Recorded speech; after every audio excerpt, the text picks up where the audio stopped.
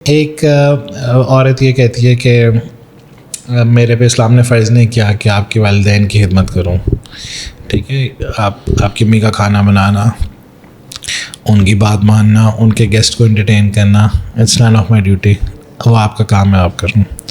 خاوند آگے سے جواب دیتا ہے کہ میں نے تمہیں کہا ہے نا کہ تم کرو تو تم کرو. تو اسلام نے میری اطاعت تم پہ فرض کی ہے, اس لیے میں تمہیں آرڈر دے رہا ہوں, تم نے یہ ساری چیزیں کرنی ہوں گی. تو اب کان کو اس طرح پکڑے اس طرح پکڑے, دونوں علماء کے دو ڈفرینٹ اوپینینز ملتے ہیں. کیا کرنا چاہیے؟ ہم یہ کہتے ہیں کہ جناب وہ کرنے. اس میں کچھ ایسے بھی کیسز ہوتے ہیں جس میں ایکسٹریمز ہوتی ہیں. سو جس طرح مجھے کسی کا پتہ چلا ان کی بہت پہلے ڈیورس ہوگی, تو ان میں ہسبینڈ یہ کہتا تھا کہ تم میری خدمت کرو یا نہ کرو, مجھے اس سے کوئی فرق نہیں پڑتا, لیکن تم نے میری ماں کی خدمت ضرور کرنی ہے. اب میں خدمت کی بھی کیٹیگریز ہیں نا, کہ کچھ دبانے تک کہہ دیتے ہیں کہ انہیں دباؤ. کیا کرنا چاہیے پھر, کیسے یہ ایشو ریزالو ہوگا؟ اچھا, ایسے کہ آپ نے جو ابھی بات کی نا وہ بالکل ٹھیک ہے کہ کچھ لوگ بہت ہی ایکسٹریم لیول پہ چلے جاتے ہیں اور کچھ لوگ بالکل انکار کر دیتے ہیں. وہ کہتے ہیں نہیں, کسی طرح کی خدمت ہے ہی نہیں. ٹھیک ہے, اچھا اس کو نا تھوڑا روایتی انداز سے ہٹ کے لیتے ہیں. میرا ایک سوال ہے اپنے جواب میں. اوکے, اگر ایک مرد بیوی کو نہیں کہتا کہ میرے ماں باپ کی خدمت کرو, لیکن کسی عورت سے آپ پوچھیں کہ آپ کو کھانا بنانے میں کتنا ٹائم لگتا ہے, تو وہ بتائے گی کہ سالن بنانے میں, روٹیوں پہ تو چلے اتنا ٹائم نہیں لگتا, خیر اس میں بھی آٹا گوندنا اور سارا.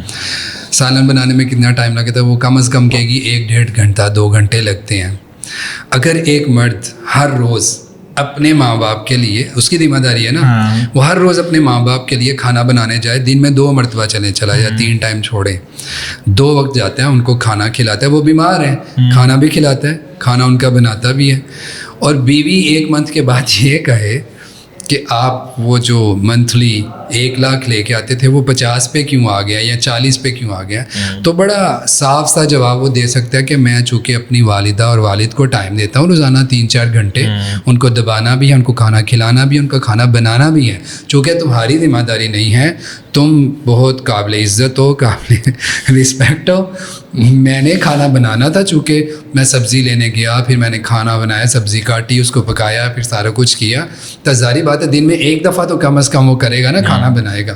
اب وہ اس میں جتنا ٹائم لگائے گا تو آخر میں یہ جواب دے دے گا. آپ خود بتا دے بیوی کیا کہے گی. ٹھیک ہے, یعنی اس کا جو 2 لاکھ 3 لاکھ آ رہا تھا وہ کہاں پہ آ گیا. لگتا ہے آپ یہ کرتے رہے. ٹھیک ہے, نہیں کرتا نہیں رہا, الحمدللہ میری وائف بہت اچھی ہے. اچھا دیکھیں جسٹیفیکیشن دیکھو ساتھ ہی. احسان کے بچے ان کے احسان کے درجے کو سمجھیں آپ. یعنی احسان اگر نہیں کرتے تو پھر خاوند کو بھی چاہیے.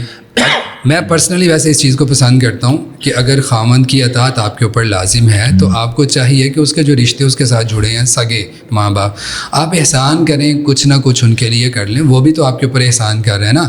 ورنہ تو مرد کے اوپر یہی تھا کہ وہ 2 جوڑے دے دے آپ کو, 2 کپڑے لا کے دے دے, بس 1 جوتا دے دے, 1 ہلکا پھلکا چھت دے دے, اور اس کے بعد کسی قسم کی کوئی ذمہ داری اس کے اوپر نہیں ہے. لیکن وہ آپ کی کپڑے بھی بڑے ہوئے رکھتا ہے ہر وقت, جتنے مرضی 10-12-15 ڈریس آپ کے پڑے ہوئے ہیں. آپ کو کوئی اپنی بساط کے اور ہمت کے مطابق کوئی گاڑی بھی دے دیتا ہے. اپنے گھر کو بھی وہ کچھ نہ کچھ اس کی مینٹیننس چلتی رہتی ہے. ٹھیک ہے, وہ آپ کو کبھی مہینے 2 مہینے بعد گفٹ بھی دے دیتا ہے. تو یہ سارے احسان میں کر ہے نا. تو اس کے بدلے میں وہ چاہتا ہے کہ وہ یہ ایکسپیکٹیشنز ہے اس کی نا, کہ اگر میں اس کے ساتھ حد درجے کا کر رہا ہوں, اس سے زیادہ کر رہا ہوں, تو پھر یہ میرے ماں باپ کے ساتھ بھی کر دے.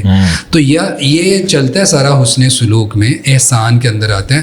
اگر کوئی بیوی یہ کہے کہ نہیں مجھے کہیں سے بھی دکھائیں شریعت کے اندر ایسا ہے, تو ہم دکھا سکتے ہیں. 1 نہیں 20 روایات میں اشارے ملتے ہیں. اللہ کے نبی صلی اللہ علیہ وسلم کے دور میں تھا نا, جب جابر رضی اللہ تعالیٰ نے پوچھا تھا اللہ کے رسول صلی اللہ علیہ وسلم سے کہ میں نے شادی کر لی ہے, تو آپ نے کیا فرمایا تھا ان کو کہ تم نے سیبہ سے کیا, کنواری سے کیا, یا طلاق یافتہ سے کیا؟ تو انہوں نے کہا اللہ کے نبی میں نے سیبہ سے کی ہے, بڑی عمر والی سے. تو آپ نے آگے کیا فرمایا تھا کہ اگر کنواری سے کرتے تو وہ تم سے کھیلتی, تم ان سے کھیلتے, تو تمہارا ایک اچھا وقت گزرتا.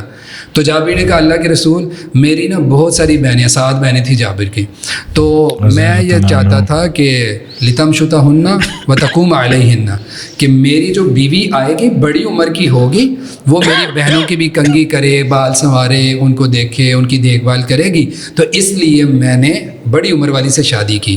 تو اللہ کے نبی نے کیا فرمایا, اصبت یا جابر, اچھا کیا جابر تم نے. اللہ کے نبی صلی اللہ علیہ وسلم کو کیا چاہیے تھا, یعنی اگر ہم ان عورتوں کو ہی دیکھیں تو پھر ان کو چاہیے ہاں جابر تمہاری بہنوں کی ذمہ داری تو اس کے اوپر ہے نہیں, تم کیوں ایسے کر رہے ہو. یعنی کچھ چیزیں ایسی ہوتی ہیں معاشرے میں آپ کو حسن سلوک کے لیے, احسان کے درجے کو قائم رکھنے کے لیے وہ چیزیں کرنی ہوتی ہیں. اور عام طور پہ یہ سوچ ہوتی بھی ان عورتوں کی ہیں جو خود, ان کی سوچ خامند کے بارے میں بھی یہی ہوتی ہے کہ بس ایک رشتہ ہے, ایک چھت کے نیچے رہ رہے ہیں, بس زندگی گزارنی ہے, اپنی مرضی سے آؤ جاؤ.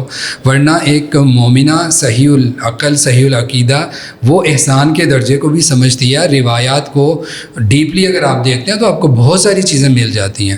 بھئی یہ کیسی فرما برداری ہے کہ ایک بندہ کہتا ہے کہ کم از کم حسن سلوک سے پیش آؤ میرے ماں باپ کے ساتھ, احسان کے درجے سے پیش آ جاؤ میرے ماں باپ کے ساتھ, تو وہ نہ کرے تو یہ عقل اس کو تسلیم نہیں کرتی نا. وہ پھر وہ ایک عورت تو ہے مومنہ نہیں ہے, ایمان نہیں ہے اس کے اندر اس لیول کا, جو احسان کا درجہ اس نے چھوڑ دیا. آپ سمجھتے ہیں کہ اس کا ایمان اس لیول کا نہیں ہے. تو اس لیے اس میں آپ کو میرا خیال ہے کہ احسان کے درجے کو مد نظر رکھنا چاہیے. اگر کوئی یہ کہے کہ پن پوائنٹ پہ بتاؤ کہ ایسا ہے یا نہیں, تو وہ ذمہ داری نہیں ہے. لیکن پھر خامند کی بھی بہت ساری ذمہ داریاں نہیں ہیں, وہ نہیں کرے گا, پھر اس کو بھی نکال دیں.